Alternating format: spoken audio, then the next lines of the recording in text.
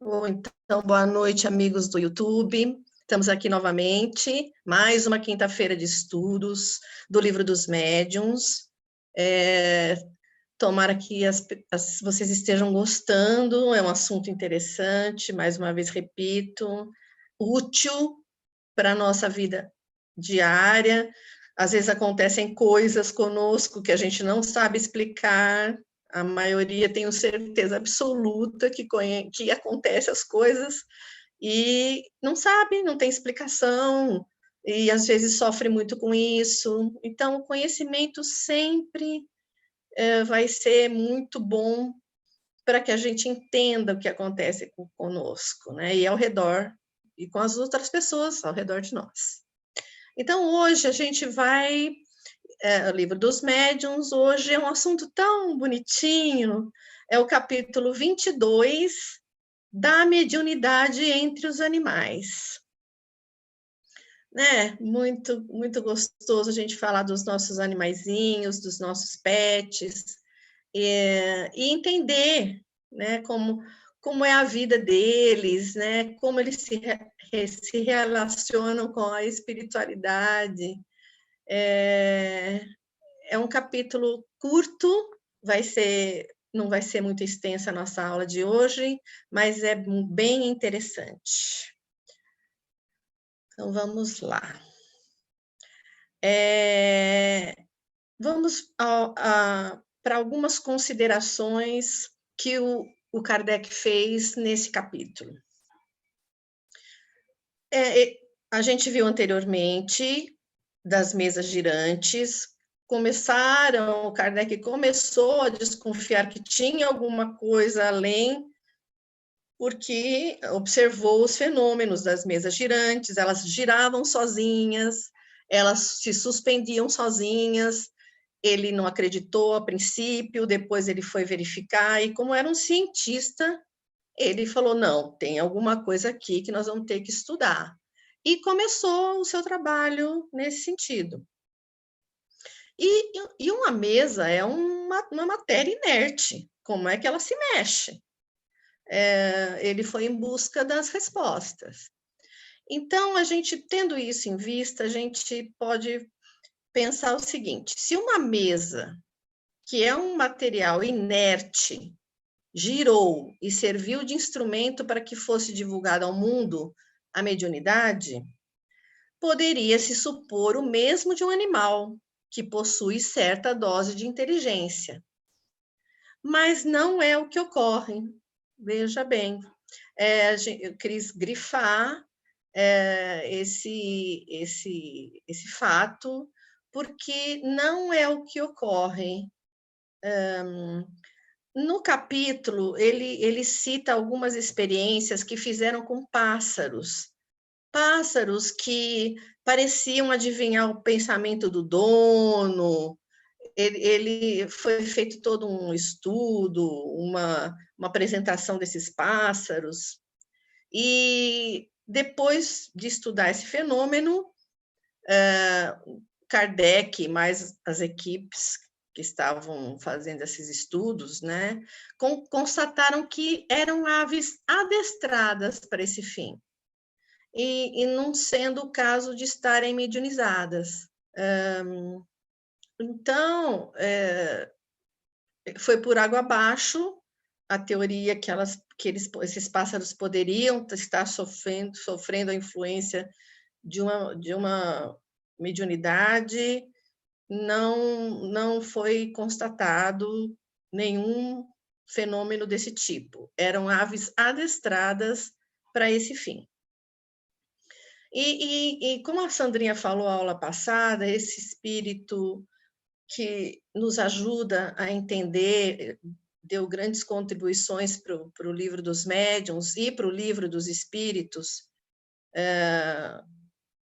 respondendo às questões do Kardec, chama-se Erasto, e então ele nos elucida sobre esse assunto, como nós vamos ver a seguir. Aí tá vendo os cachorrinhos bonitinhos, mas não tem mediunidade. E a mesa também não. Então, aqui a gente vai falar um pouco sobre, eh, aproveitando, né, o conceito de médium.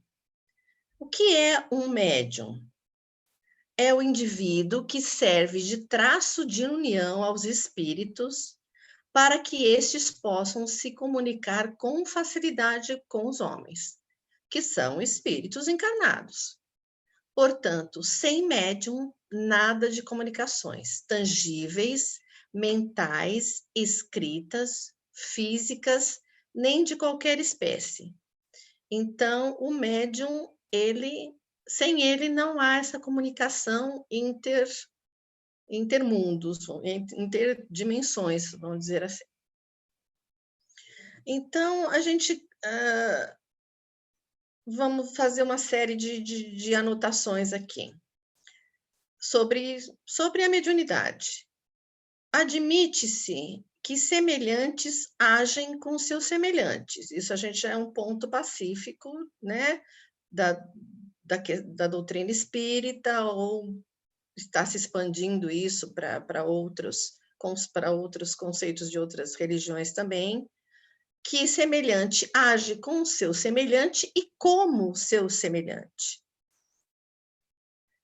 Os espíritos dos encarnados e desencarnados humanos procedem do mesmo meio, possuem uma propriedade de assimilação mais ou menos desenvolvida de imantação, que nos permite a facilidade da comunicação.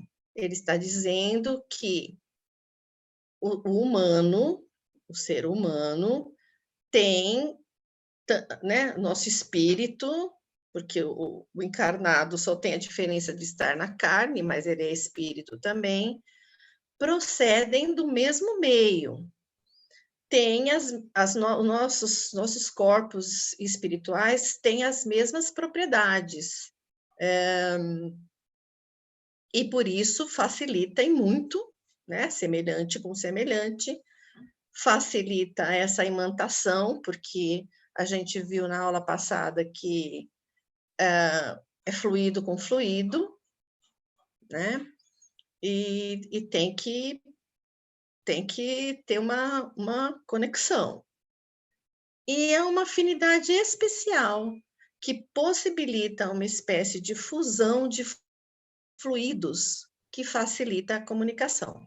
Então, é o que nós falamos, essa fusão de fluidos, né? A incorporação é um termo estranho de a gente usar, a gente usa por falta de outro, mas, na verdade, são fluidos, e fluido do médium, fluido do espírito, que se fundem para que haja a comunicação. Existem entre os humanos encarnados alguns cuja matéria refratária não predispõe à comunicação. São aqueles que não têm a mediunidade ostensiva. Então, são aqueles que não nasceram com essa prova, com essa missão.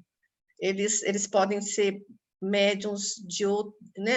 A gente viu diversos tipos de mediunidade, podem ser médiums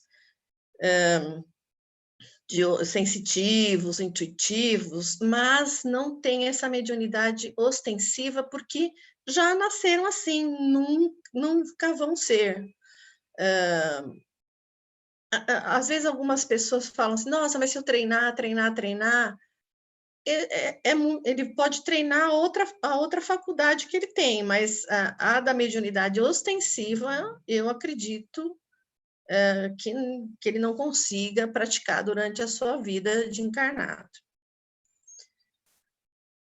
O humano possui a superioridade sobre as outras espécies, pois já atingiu uma perfeição maior, já passou por todos os reinos dentro da sua condição.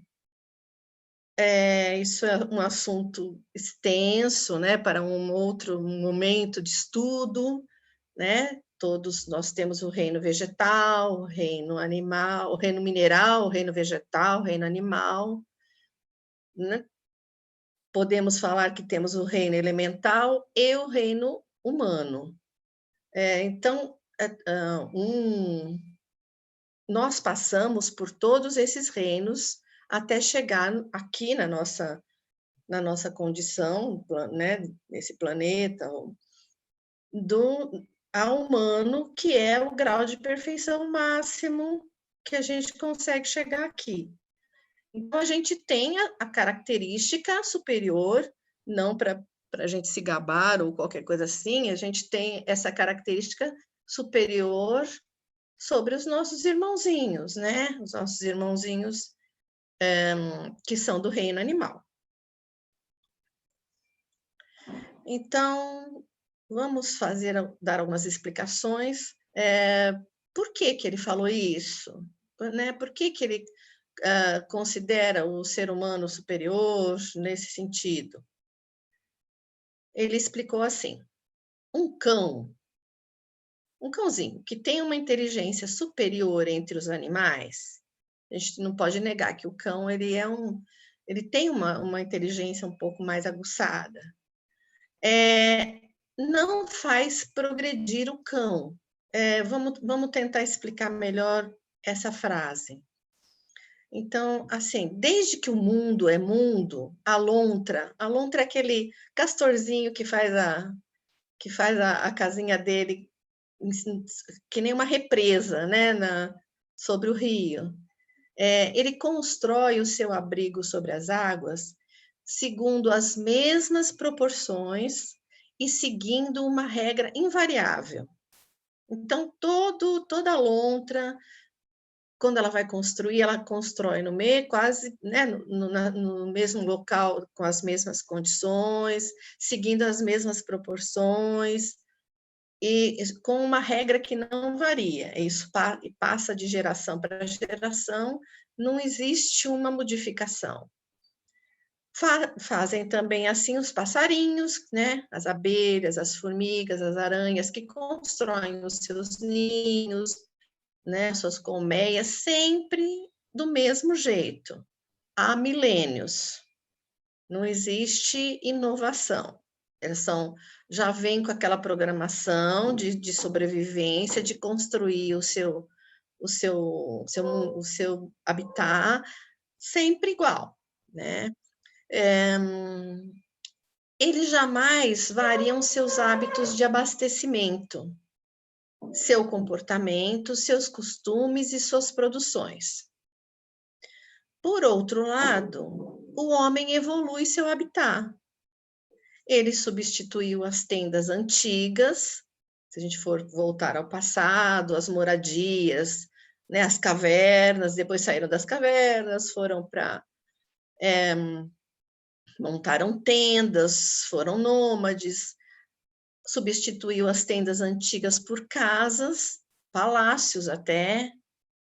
As peles que se usavam para o vestiário se transformaram em tecidos elaborados.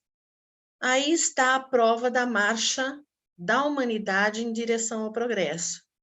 Então, o homem é considerado superior ali no reino da criação, porque ele caminha em direção ao progresso, ele evolui os seus hábitos, os seus costumes, não é uma programação que fica para sempre, ele tem o poder de modificar essa programação e ir mais além, e mais além, e mais além. Deus colocou os animais ao nosso lado e deu-lhes uma certa dose de inteligência para nos ajudar em nossas tarefas. Então, são irmãozinhos menores que a gente tem que amar muito, tem que cuidar, eles nos ajudam, eles nos dão alimentação, por exemplo, leite, queijo, todos os derivados, né? A humanidade muito se alimentou dos animais, né? Não se pode negar esse tipo de alimento. Nosso vestuário, né? O couro, Então, eles vieram para nos ajudar. Por exemplo, um boi que puxa um arado já ajuda na agricultura, um cavalo para a gente se transportar. São nossos irmãos que merecem ser tratados com toda a consideração, né? Porque são seres, né, da criação, mas eles podem, nos auxiliam, né? Deus colocou para que ele nos auxiliasse. Enfim, que auxiliasse o nosso progresso. Mas ele não quis que estivessem submetidos à mesma lei do progresso, enquanto estiverem neste reino a que estamos destinados. Então, o animal, ele não está, a lei do progresso dele é diferente, ele não está submetido à mesma lei nossa, enquanto ele estiver pertencendo àquele reino. Gente, vocês podem me interromper se quiserem, a todo momento, porque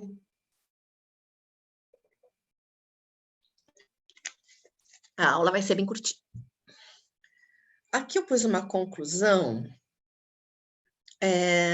porque cabe a gente aqui fazer algumas conclusões sobre o capítulo. A matéria inerte que os espíritos fazem mover, por exemplo, as mesas, ela não está mediunizada, pois isso não é possível. Então, você não pode mediunizar uma matéria inerte, não pode ser feito, ela não tem o espírito ali, ou no caso dos animais, se tem, não são compatíveis com o espírito do ser humano, né? com os elementos constantes do espírito do ser humano. É possível esse movimento, mas é necessário um ou mais médiums ligados ao fato. Então, para aquelas mesas girarem e fazerem o que fizeram, foi necessário médiums que estivessem presentes ali no evento. A gente vai ver mais a seguir algumas características. Então, foram necessários, né? Os médiums de efeitos físicos. Esse tem um nome, tem uma denominação, chamam-se médiums de efeitos físicos. O que o espírito faz? Bom, deixa eu mais adiante a gente fala sobre isso. E ele fala aqui que não é necessário que esses médiums estejam presentes, ou mesmo consciente, porque pode existir um médium de efeitos físicos que está lá na casa dele e ele inconscientemente estar doando a sua energia para que os espíritos utilizem para o efeito desejado. Porque os espíritos podem agir nos elementos que os médiuns fornecem, na maioria das vezes com o desconhecimento total do médium. Então, é bem assim, o telefone não é bem assim, a gente, o espírito que quer provocar aquele efeito físico, ele procura um médium presente ou não, consciente ou não da sua mediunidade, né, de efeitos físicos, pega o ectoplasma dele, converte, aí a gente já não sabe como, né? Converte em energia e movimenta a matéria. É muito interessante, né, gente? É um trabalho fantástico. Com certeza, os espíritos que fazem isso são conhecedores de todas as propriedades do ectoplasma, quem pode doar, quem não pode, quem não é doador. E E também os que não são aqueles espíritos de luz, estudiosos que movimentam, de alguma forma eles aprenderam a fazer essa manipulação, né? O nosso envoltório fluídico, isso é o espírito que está falando. O nosso envoltório fluídico, que é extremamente sutil, se une, se combina com o envoltório fluídico mais animalizado do médium. Digo animalizado, não porque ele é um animal, mas porque ele está encarnado. Ele tem uma matéria, né? Ele tem uma matéria animal ali no seu corpo de carne. E nos permite mover ou até quebrar os móveis. Então, olha como funciona, né? Ele está explicando aqui exatamente como funciona essa ligação. Relatamos também aqui um evento acontecido de um certo senhor que tentou magnetizar o seu cãozinho. Ele falou magnetizar aqui, mas assim, ele estava com o intuito de mediunizá-lo, né? Mas o mesmo acabou morrendo, justamente pela diferença das naturezas fluídicas entre o humano e o animal. Então, a energia sendo de origens diferentes, a do animal não suporta esse tipo de atividade ou de atitude em cima dele, né? Ele simplesmente morre, como aconteceu com esse cãozinho desse senhor. E aqui a gente vai ter um conceito final de tudo que a gente viu até agora. Você viu, o capítulo é bem curtinho. Eu até pensei de juntar com o outro, mas o outro é um outro assunto, né? O a seguir é um outro assunto, então não ia dar muito certo. É melhor a gente fixar esses conceitos, né, de mediunidade, como acontece, para a gente poder seguir mais para frente, né? Aqui eu quis reproduzir, palavra por palavra, o que o espírito Erasto falou, que eu acho muito importante e faz um apanhado geral de todo esse capítulo. Sabeis que tomamos ao cérebro do médium os elementos necessários para dar ao nosso pensamento uma forma sensível e compreensível para vós.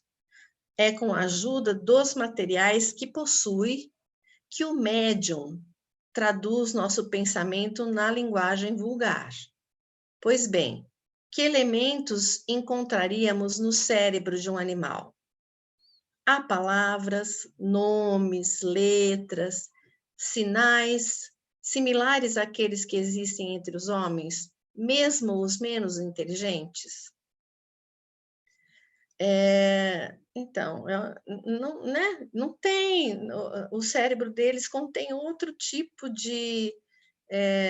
eles agem pelo instinto de sobrevivência, como a gente já falou em outros capítulos. Ele não tem o necessário na sua mente para que o espírito possa encontrar e se comunicar. Porque quer queira, quer não, o espírito se utiliza de toda a nossa bagagem cultural, do nosso aprendizado, ele se utiliza das palavras que a gente sabe, de tudo que aprendeu, para tornar as ideias deles transmissíveis e que a gente entenda. Então, ele precisa formar frases, ele precisa ter as palavras, utilizar as palavras que o médium sabe, que o médium conhece, para se comunicar. A menos aqueles que são médiuns inconscientes, que a gente já falou isso outro dia, mas mesmo assim, ele se utiliza de alguma bagagem que o médium tem. E aí ele fala também que os animais, eles nos entendem por adestramento. Portanto, não podem nos servir de intérpretes. Os animaizinhos ficam junto de nós, eles nos observam, eles veem como a gente faz. É um condicionamento, vamos, né, falar assim. Ele é condicionado, a gente condiciona o animal, que vai dar comida, que vai passear, é só pegar a coleirinha que ele já sabe que ele vai passear. Então, isso tudo é condicionamento, são condicionamentos, adestramentos, né? Os fatos mediúnicos não podem se manifestar sem o concurso consciente ou inconsciente de médiuns. E isto apenas entre os encarnados. Então, ele é categórico de falar que esses fenômenos, eles precisam dos médiuns, os médiuns podem estar conscientes ou inconscientes para realizar o fenômeno mediúnico. E esse conceito foi dado pelo Espírito Erasto, que nos ajudou, né? Ajudou o Kardec a fazer essa compilação de todos esses livros. Bom, gente, hoje nós encerramos aqui. Esse capítulo é um capítulo bem curtinho, mas é um capítulo cheio de conceitos que está introduzido.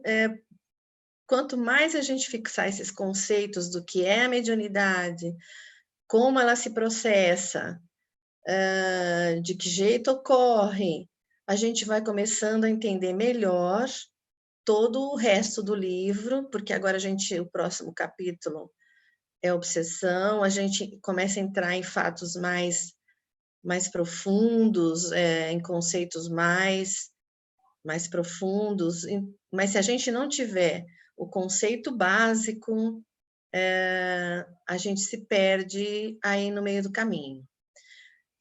Eu procurei resumir da melhor forma que eu achei, mas sempre é bom a pessoa, né, ir lá no livro, ler o capítulo. Às vezes ele conta alguns casos interessantes que a gente não coloca, mas tem sempre muito mais detalhes quando a pessoa lê o capítulo, às vezes entende um pouco mais do que a gente falando. Então, esse é o capítulo de hoje, viu, meus amores? Espero que vocês tenham gostado. Passem, né? Façam a notificação, dê o like, informem outras pessoas que está tendo esse estudo. Muita gente pergunta para nós, mas né, não vai ter estudo da mediunidade? Muita gente desconhece que a gente está fazendo esse trabalho.